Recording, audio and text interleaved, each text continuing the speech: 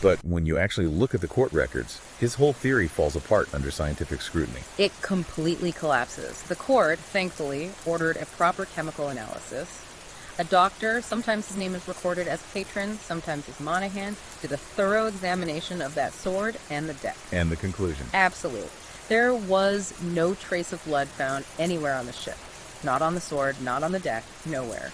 So no evidence of violence. And, as we said, no financial motive either. Exactly. Why would you go through a massacre and then leave behind all the money and the valuable cargo you were supposedly killing for? It makes no sense. The court had to rule against Flood's claims. They did. They couldn't prove foul play. But, and this is a big but, they couldn't offer any other explanation for what happened. So the mystery was left hanging. And that lack of a clear answer, that void, allowed the ship's old reputation to come roaring back. Yes. The court only gave Captain Morehouse a tiny fraction of the potential salvage award. It was a signal that they were still suspicious, even if they couldn't prove anything. Which kept the conspiracy theories alive in the public imagination. It did. And then you get this final, truly chilling detail, a kind of historical footnote that, for sailors of the time, was all the proof they needed that the Mary Celeste was actively cursed. This involves the other ships from the court proceedings. Yes. 2 vessels, a steamer called the Saxon and a schooner, the Mary D. Douglas, were both involved in the Gibraltar investigation, carrying witnesses and evidence. And what happened to them?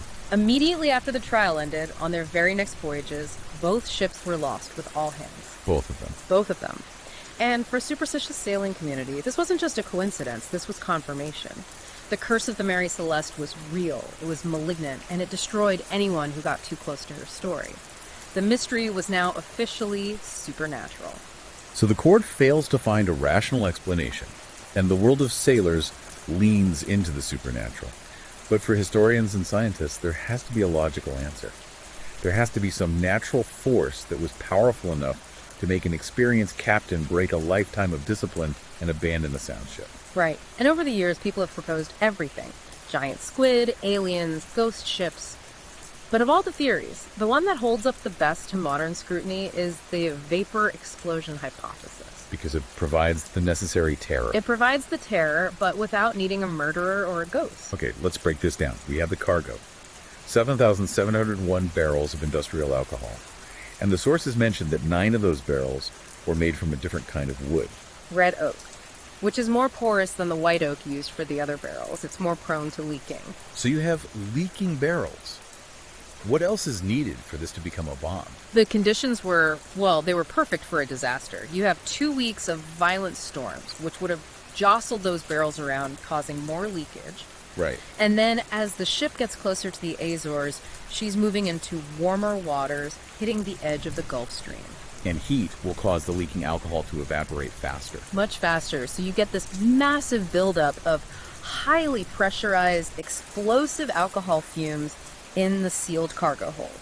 But the big historical argument against this theory was always the lack of evidence. No charring, no soot, no signs of a fire. And that was a major sticking point for over a century, until science finally caught up with the mystery in the 21st century. This is the experiment from University College London in 2006. Yes, a chemist there named Dr. Andreas Sella. He specifically wanted to solve this contradiction for documentary, so he built a scale model of the ship's hold and recreated the conditions. And what did his experiment show? Because this really is the key that unlocks the whole thing. It's fascinating. Dr. Sella proved that when you have a rich mixture of alcohol vapor in a confined, air-starved space like a cargo hold, it doesn't burn like a normal fire. What does it do? An ignition source. And it could be tiniest spark from 2 metal hoops on the barrels rubbing together. It doesn't trigger a sustained blaze. It triggers what he called a pressure wave type of explosion. A pressure wave explosion. What does that actually look like? Imagine a massive but very brief ball of flame. It's accompanied by this huge whoosh, this deafening roar as the air rapidly expands, but it immediately extinguishes itself because it uses up all the oxygen in the hold in a split second. And crucially, the blast itself isn't that hot. Exactly. In his model, the paper cartons he used to represent the barrels, they weren't even singed. There was no soot, no charring. It was a terrifying, spectacular event that left almost no physical trace. This fits the evidence perfectly. It explains everything. It does. Captain Briggs wouldn't have been responding to smoke or a fire. He would have seen a giant fireball erupt from the hatches, felt the entire ship shudder from the pressure wave, and logically assumed the whole thing was about to blow sky high. And his duty as a captain, and as a father and husband, would have been to get his family off that ship immediately. Discipline goes out the window in that moment. You're not thinking about the ship, you're thinking about the next 5 seconds and saving the people you love. And all the little details now click into place. The open hatches, either blown open or thrown open to vent the fumes. The sounding rod dropped on the deck. The hasty but organized preparation of the lifeboat with the navigation tools. It was a tactical retreat. They were getting off a ticking time bomb, fully intending to come back once the danger had passed. But that retreat had a fatal flaw. A simple, heartbreaking flaw. The separation. So they get into the lifeboat and they tie it to the Mary Celeste with a rope, a painter. The plan is to wait at a safe distance. But the Mary Celeste is not stationary. She's still under sail. Even with that short canvas, she's still moving with the wind and the current. And she's moving faster than that tiny lifeboat can keep up with, especially in a rough sea. And modern sailors, you see them debating this on forums, they all agree.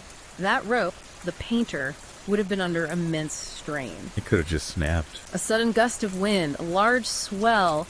Even if it was tied perfectly, the force of the brig pulling against the boat could have snapped it in an instant. And just like that, the ship that was meant to be their salvation sails away from them. Rigged by their own hands to do so. And within minutes, she would have been a speck on the horizon. They were left with their navigation tools adrift and ultimately doomed. They made the right call based on what they saw, but the ocean had other plans. It's a tragedy of physics and miscalculation. Now, before we move on from the theories, we should probably touch on the other natural explanations people have proposed. The idea of a waterspout often comes up. Yeah, a waterspout is an interesting one because it could explain the chaos and the water in the hold without needing a structural failure of the ship. A tornado over the water. Right. If a strong one hit the ship, even for a moment, it would be terrifying. It could have dumped a huge amount of seawater down the open hatches, accounting for that 4 feet of water, and scared the crew into thinking the ship was foundering. So it provides the panic, just from a different source. And what about the seaquake theory? A seaquake is the idea of a tremor on the ocean floor. It would cause the whole ship to vibrate and rumble violently. The crew might have thought they'd run aground on an uncharted reef, or that the hull was about to split apart. Has that been debunked? For the most part, yes. Investigators looked into it back in the 1940s and couldn't find records of any major seismic activity in that region on that specific day. But you have to admit, as a concept, the idea of the sea floor shaking beneath you is pretty terrifying. And then there are the more fringe psychological theories. Mass hysteria, hallucinations. People suggest maybe the alcohol fumes themselves made everyone crazy, or perhaps spoiled food led to some kind of psychosis. But that doesn't quite fit the evidence, does it? Not really. It struggles to explain the organized nature of the abandonment. If everyone was hysterical, you wouldn't expect them to have the presence of mind to carefully take the lifeboat and the essential navigation tools. You'd expect chaos, maybe violence, not a tidy, if rushed, evacuation. So the evidence really does point back to a rational, practical response to a very real physical threat. It seems to be the most logical conclusion, yes. Even with a theory as compelling as the vapor explosion, the facts are still just. They're ambiguous enough that the human mind really struggles with it. We want a story. We want a villain, a hero, a clear resolution. And nature abhors a vacuum. Into that void of ambiguity stepped fiction, and it ended up blurring the lines between fact and myth forever. The press had a field day with it from the start, but the narrative that really stuck, the one that defined the legend, didn't come until 1884. 12 years after the ship was found, and it was written by none other than Arthur Conan Doyle. The creator of Sherlock Holmes, the master of mystery himself. He wrote a short story called J. Habakkuk Jeffson's Statement, and it was so popular, so widely read, that people just started accepting it as a factual account of what happened. It's probably the single biggest source of misinformation about the Mary Celeste. Oh, absolutely. It introduced these key fictional details that have become permanently stuck to the legend. Let's go through them. First, he changed the name of the ship slightly. Yes, he spelled it Mary Celeste, M-A-R-I-E. And that spelling still persists today. A lot of people think that's the real name. And more importantly, he completely changed the cargo. He did. He got rid of the volatile industrial alcohol, key to the most logical theory, and replaced it with, well, tallow and American clocks. Which are not exploited. Or not at all.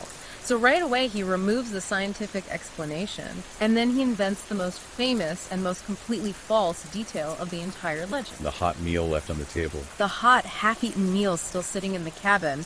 It's such a powerful image. It suggests the crew was just plucked away in an instant mid-bite. But it's pure fiction.